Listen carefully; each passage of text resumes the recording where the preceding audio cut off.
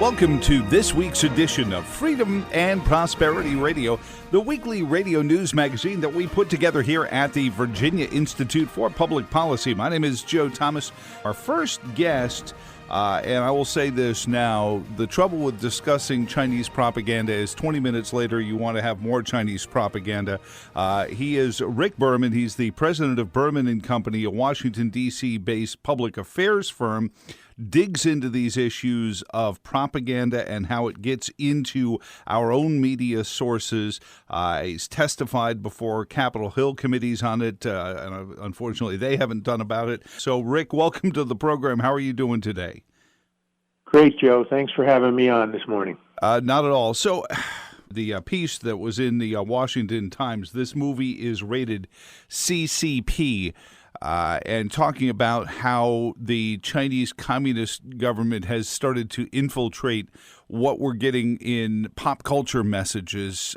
Certainly not a new concept. The Nazis were big popular groups of people invited to all the pretty parties in the 30s in Hollywood. What is it with Hollywood that makes them fall prey to these kind of dictatorial status?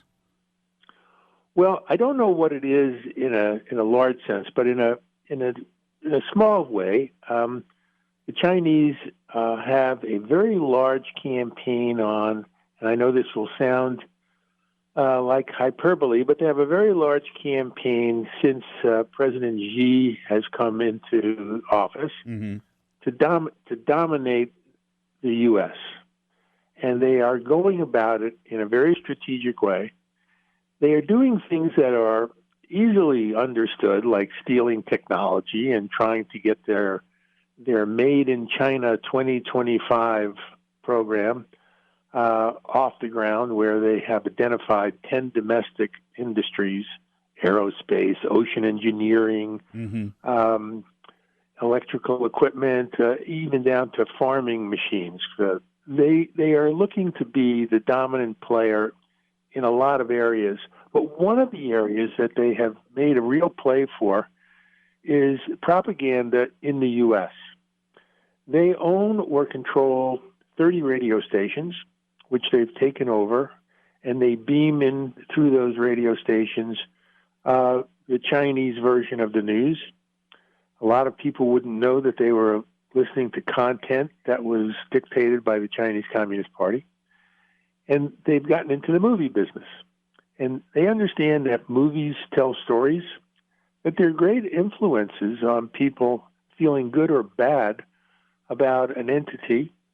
And what we have seen is that they've now taken over more movie theater screens in the United States than any other entity. They own 8,200 movie theater screens in the United States. Whoa. They own Legendary Entertainment, which is one of the largest production companies in Hollywood. Now, here you are. The Chinese government spent $3.2 billion to buy Legendary Entertainment. They spent over $1 billion buying AMC theaters. Now, you would ask yourself, well, why would a government use government money to buy all of these assets? And it's because they're trying to control the narrative about China. They're trying to make certain that negative imagery of China doesn't exist, and they're trying to promote positive images of China so that they drive a wedge in between the U.S. government and U.S. citizens. If the government were to take a hard line against China, they are hopeful that people would feel better about China, and therefore they would be unhappy with government action that was punishing China. I mean, I'm not suggesting that every one of these moves actually pays off, but it shows how strategic they are in trying to control as much as they can that has to do with U.S. domestic culture, U.S. domestic policy.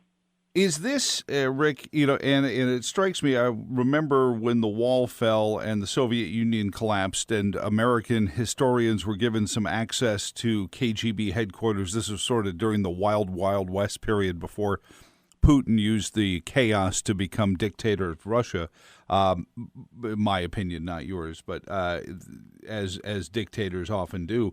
But there was some access to KGB headquarters where revelations were coming out to the amount of money that the Soviet Union was putting into American media to foment the anti-war movement in Southeast Asia. Is this similar to that, or is it more subtle than that? It's actually more subtle in one way. But on the other hand, we've uncovered that last year they spent $30 million on public relations agencies and lobbying firms in Washington, D.C. Wow. Where that $30 million is buying them access that they couldn't get any other way through firms that already have very strong ties to government agencies, government legislators. And I think that's, what we have found, that $30 million, I think that's the tip of the iceberg. Mm-hmm.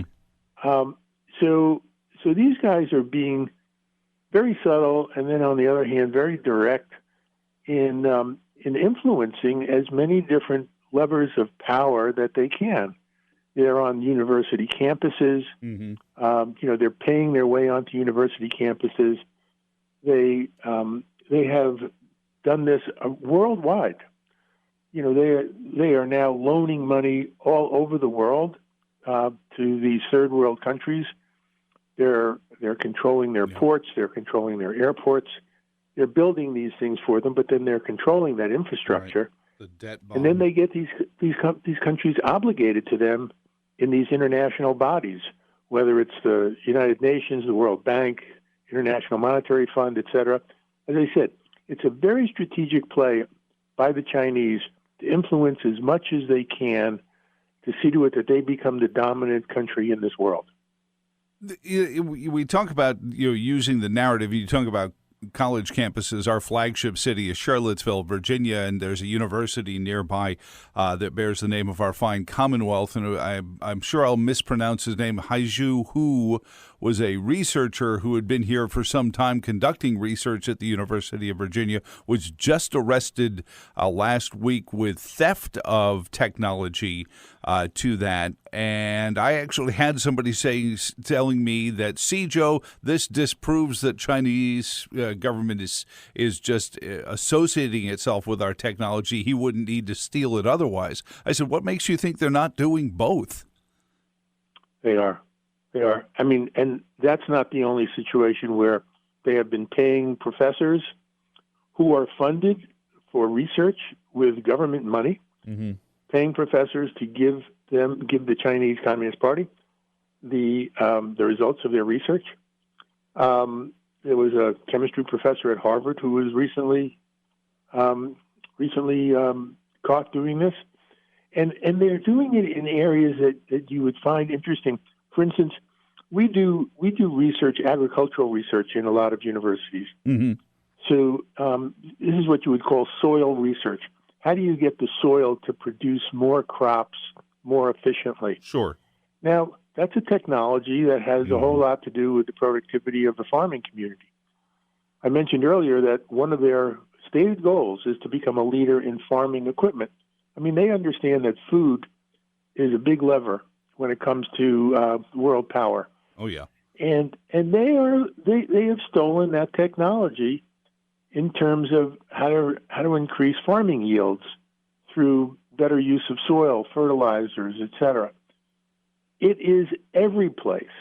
It is every place. We talk about the virus that came out of China.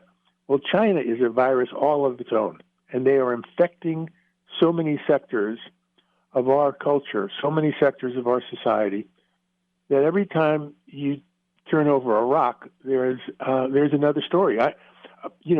People don't understand that we've allowed this to happen. Our government, quite frankly, has been naive. When Richard Nixon opened up China with Henry Kissinger, they were working with a third world country for sure. But through successive administrations, we have allowed the Chinese to gain entrance to the World Trade Organization. We've given them most favored nation status. We've let them into the G20. And And what we have done is we've allowed them to quickly become a very powerful nation. They now have a larger Navy than the United States. Yeah, we were talking about that last week. Yeah, and so here's something that people don't know. 97% of all of our antibiotics come out of China. Unbelievable. They control our medicine. Mm-hmm. Now, how did that happen? The list goes on. And what I'm fearful of is that people don't understand this. We're visiting with Rick Berman, president of the Berman and Company. He's written extensively and researched extensively on the influence of the Chinese Communist Party on Hollywood movies, scripts. Most recent, we'll link back to the story Washington Times. This movie is rated CCP. Rick, you were describing just there before almost something that it sounded so familiar, but we do it at a much smaller scale where, we empower Saddam Hussein to control the Ayatollah in Iran, and then that turns on us. We've done this time and time again. Is China just perhaps the most egregious and large example where we've propped up a country to help be the enemy of our enemy vis-a-vis the Soviet Union, only to have it turn on us again through history and time? Yeah, that's exactly what's happened. The Chinese have, we haven't propped up a growing democracy. No. We've propped up a communist nation that has instincts of control, and their control extends to controlling the hand that fed them. Before President Xi came to power, there was, a fairly robust, or at least what was reported to be a fairly robust reform movement where private property ownership was going up, was being permitted under and it seems like President Xi has clamped down on all of that and returned to a more Maoist approach to collectivism. Were they in danger of getting kind of, used to the Western way of, hey, I earned something, I get to keep it? Well, the answer is it's a hybrid. Mm-hmm. You do get to keep it, but you are constantly having to account to Beijing for any of the gains. First of all, Communist Party leaders invest in these businesses mm-hmm. for their own personal gain. So remember, I mentioned that they bought all these movie theaters. Well, there are people who are connected at a very high level of the Communist Party who are then investors in the business that owns the movie theaters. Mm-hmm. Having said that, though, a lot of the loans that these businesses get, they only get them with the concurrence of the Chinese Communist Party. And so you're indebted to the party. Mm-hmm. They control it. And the party has a rule that says any business that is a Chinese business or controlled by China is obligated to share any technology or any inside information that they gain with the government. And you're really a vassal of the government. You're really obligated to deal with the government on their terms, even though you're in a so-called private business. Yeah. Is this, we hear things, the debt trap that they use on smaller countries around the world, the Belt and Road Initiative, where they want to, interconnect all of these countries as a trading partner so that they have that control as well going on. Are these all part and parcel, and this is just one facet of those campaigns, Rick? Yeah, that's exactly right. I mean, they are in over 130 countries. They have loaned money. They've created ports, railways, airports, highways, power stations. They put their money into it, and then they've got their hooks into these countries. And how they dominate those governments on an as needed basis can probably be seen in some of these strange votes in the United Nations. You wonder sometimes, why is this country, this third world country, voting against the United States on a particular issue in the General Assembly? And mm-hmm. It's because they're listening to China. We just saw, I think last week, 2 weeks ago, the UN actually issued a rebuke of America's Second Amendment. And I think you start doing that, it's time for America to reinvestigate its involvement with an organization like that. But that being said, what is the recourse? We watch our crony businesses convince our governments to allow offshoring of these jobs that I've always been gobsmacked at the fact that it is less expensive to send a chicken to China, have it killed, feathered, cut into chicken parts, frozen, sent back on a ship, unloaded in Oakland, put into a truck, driven to a distribution center, then driven to a store. And that's less expensive than having some guy in Delmarva, on the Delmarva Peninsula at a Purdue factory doing it. Where is our government's culpability in that? Well, it's because we have a free market and we allow our businesses to produce product as inexpensively as they can. And that's why we've sent a lot of manufacturing jobs overseas. That's why there's so much drug manufacturing being done overseas, because it's less expensive. And so if you're one of the big drug companies, there wasn't any reason not to do something like that in the interest of your own stockholders. So if we're going to pull all this stuff back and we're going to do what, the president has said when he says, I'm, bringing manufacturing jobs back here, it's not going to be just like flipping a switch, because you've got a lot of companies that don't want to come back because it's more expensive to come back, and there's going to have to be incentives to do that. We recently saw where the president administration was giving money to Kodak up in New York to start producing antibiotics, to start producing drugs, and they needed an incentive to do that. This is what it's going to take. Otherwise, we are kind of stuck over there. Now, there are some companies who are moving their manufacturing facilities not back to the United States, but they're moving it to South Korea. They're moving it to Vietnam, where we believe that the government is probably not as hostile as the Chinese government. Mm-hmm.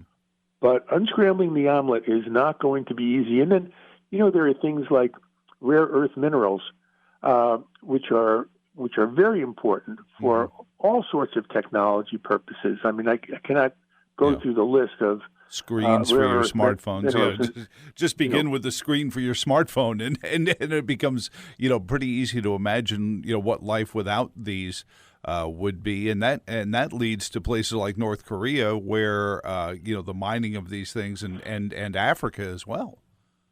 Yeah, but right now, 80% of all the rare earth minerals come out of China, because we haven't really pressed for mining of these minerals in other countries in a very big way. Mm-hmm. So they control a very necessary element for all this technology. Wind turbines, cameras, medical equipment, military equipment, quite frankly, is dependent upon this.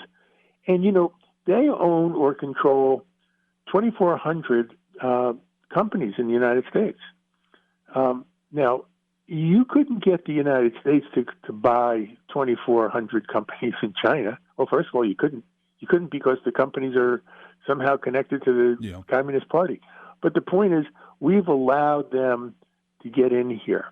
And, one of the things in my campaign early on was to try and get our U.S. government to have a better filter for what companies they would allow China to buy. As I said, once a company has the ability to go overseas, they're going to do it because they can get product back cheaper. But you can't allow the Chinese to buy a company unless the government gives them a green light. There's a multi-agency group called the Committee on Foreign Investment in the United States. It's made up of the State Department, the Commerce Department, et cetera, and Treasury. And they have to approve these purchases. And one of the things that we got involved with way back when, 2016, was trying to press the U.S. government to not allow these Chinese companies to buy all these movie theater screens. Sure. And because, quite frankly, our government never even thought that allowing them to buy a media company was somehow a danger to U.S. interests. but now they understand. Not too far from where you are in Leesburg, Virginia. They basically control a radio station in Leesburg, Virginia. It was a small little AM station in Leesburg, didn't have a very long reach. Chinese went in there. They built it up to a 50,000 watt station, and now they broadcast way beyond the Beltway. The issues that you talk about, they're using our systems against us. Why are our elected representatives, whose job it is to protect these free market systems, falling prey to this? Because it seems to me, and I'm not, educated in economics, that way, but it seems to me what they're proposing are monopolistic. They are, in violation of many of our free market tenets. So, why can we not, in some cases, tell a business your hair salon is non-essential, you have to close, but we can't tell China you can't buy all these movie theaters and control its content? It's because a lot of our legislators are unaware. I hate to say it, but, I've been in this business a long time, and, you have to give them some slack here. You get elected to office, and all of a sudden you have to worry about everything under the sun, and you pick and choose, and generally, congressmen and senators spend more time on issues that have to do with the committee that they're on, and if they're not on a committee that deals with these kinds of issues or these business relationships, they're thinking about other things. They're thinking about education, transportation, exploration of space, whatever it may be. But they're not necessarily thinking about China getting their hooks into American businesses, stealing technology, and dominating our country and other countries in a variety of ways. Rick Berman on with us again. His most recent piece, this movie is rated CCP. Been digging on this for some time. Kevin McCarthy and the House Republicans, anyway, they tried to make it a bipartisan group. The Chinese Study Commission, one of our Virginia congressmen, Denver Riggleman, is on that task force. Does that give you hope that they're getting it, or is this, kind of dancing around the edges to make it look like they're getting it? Well, here's your problem. Remember, I said about $30 million being spent on PR and lobbying firms. Right. There are going to be lobbying firms that are representing Chinese interests, and they're going to be saying, this particular company that is owned by the Chinese needs to be given more slack. They're actually a positive, not a negative. I can see where they are, going to be adding pressure on members of Congress to not unscramble the omelet, to not see these issues as threatening issues, and that's one of our problems here. We've got people inside our own lobbying and government affairs establishments that are representing Chinese interests, and I can't tell you how that plays out in every situation, but I can tell you that the Chinese are buying influence that would probably surprise a lot of people. Well, just look at the issue over TikTok and, how ineptly they've been able to mishandle that, right, Rick? Yeah, that's absolutely. We are not representing our own self-interest as much as the average person in our country would like to see. Ron Paul in 2012, during one of the Republican debates, everyone was bashing China for their human rights violations at their Apple factory. And Ron Paul made an interesting point. He said, a $5,000 iPad doesn't help the American economy either. So just saying everyone needs to get out of China is like, it seems like there needs to be a lot of things moved back in order so that we can have the consumer products we look for, but they don't get outrageously more expensive if you bring them back here to the United States. That needs to be a focus, doesn't it? Yeah, and you know what? We are going to have to, if we're going to fix this problem, we are going to have to understand that we can't access cheap labor every place that it's available, and that some of our products are going to be more expensive. Mm-hmm. And I think that we just need to suck that up. Everything that is being done over in China is generally being done because the labor is less expensive. Now, quite frankly, today, if you were to try to transfer a lot of the technology, we would have a hard time absorbing those jobs because we don't have the skilled workforce that has been brought up as it has in China to do some of these jobs. You just can't take 5,000 jobs and put them in a plant someplace and expect that you've got 5,000 skilled people to work on this. So walking this whole thing back is a lot easier said than done. What is, we talk about the movie theaters, we talk about the movie companies, Legendary and AMC. What about is Huawei, the 5G company? That puts them existentially in all of our smartphones and owns all the movie companies at that point if they're handling the 5G technology. Yeah, well, that's a perfectly great point, Joe. Now, there's a great dividing line. Getting some of these things back is one issue. Not allowing the situation to get worse is another. And we certainly are in control of not allowing it to get worse. Yeah. And so the Huawei incursion into our country should be stopped, just as a lot of other things that are on the table or are percolating should be stopped. And that's how I got involved in this movie theater thing. I was trying to stop AMC from gaining even more movie theater screens, which only meant more control over what movies would be shown in the United States. Right, and then making them on the other end as well. Rick Berman, we have to run, but he's has been doing consumer advocacy since almost the business was invented, and the president of Berman and Company. Thank you so much for the piece. This movie is rated CCP. We'll link out to it as well, and I do appreciate your time this weekend. Joe, thank you for allowing me to be on your show. Coming up next on Freedom and Prosperity Radio, Ralph Byrer. He is the author of Eternal Vigilance, Guarding Against the Predatory State. Are you sensing our theme here?